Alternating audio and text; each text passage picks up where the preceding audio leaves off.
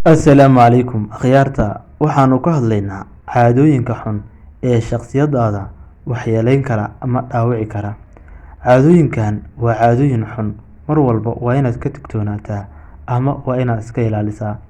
Badanaa caadooyinkan waa caadooyin badanaa saameyn weyn ku yeeshay dadka Soomaaliyeed, badanaana noloshooda saameyn weyn ku yeeshay, taasoo noloshooda iyo mustaqbalkooda dhan baabi'isay oo dhulka la gashay.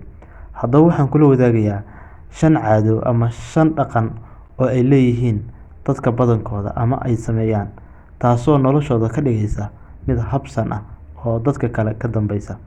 Haddaba haddii aad tahay qof dhalinyaro ah ama qof awooda inuu wax walba qabsado, naftiisa horumariyo, caadooyinkan iska ilaali. Marnaba noloshaada caadooyinkan hala barbar dhigin.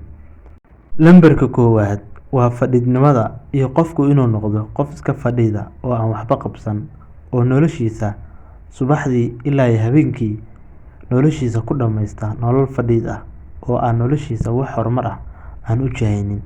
Badanaa Soomaalidu way u badan yihiin caadada noocan ah, sababtoo ah waxaad arkaysaa dad badan oo dhalinyaro ah oo subaxdii soo toosaya, habeenkii seexanaya, noloshooda aan wax hadaf ah ama horumar aan noloshooda aan la rabin. Haddaba waxaan kuu sheegayaa, caadadan waa caado aad u xun oo qofka noloshiisa intuu nool yahay oo dhan saameyn doonta.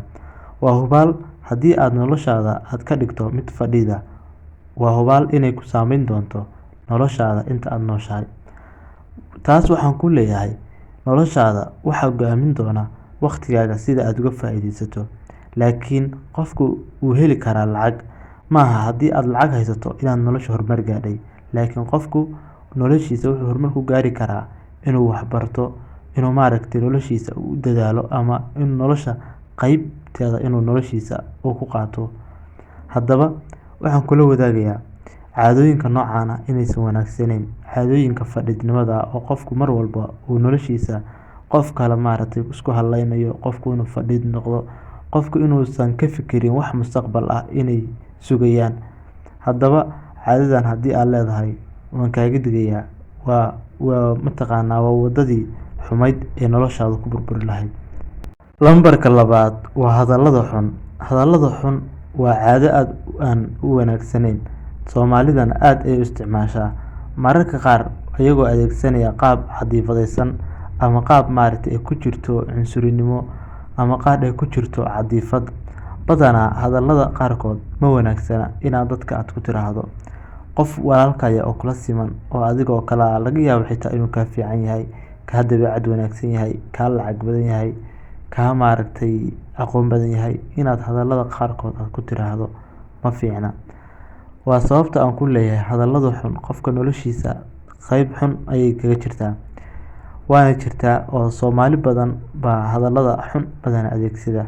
Markii aad u fiirsato social media, markii aad u fiirsato asxaabtaada, hadallo waxay dhahayaan qofka xitaa ay si fudud ku dhahayaan qofkaan waxba u geysanin, aysan aqoonin, ayagoo ku saleynaya caadifad iyo iyo waxyaabo kale oo la xiriira cunsuriyadda.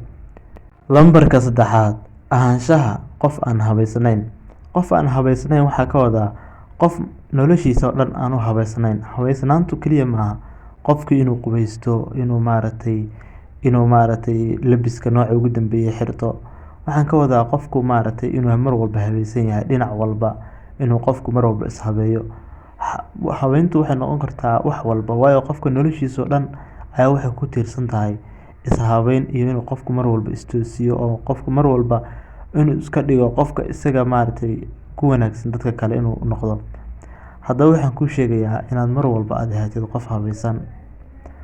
Waxaan filayaa muuqaalkan inaad ka faa'iiday wax badan oo ku saabsan nolosha, ama wax badan oo ku saabsan caadooyinka xunxun ee qofka noloshiisa waxyeeleeya. Fadlan haddii aad ka heshay muuqaalkeena, fadlan naga ilaawin inaad nagu soo biirto oo aad subscribe noo saarto. Mahadsanid.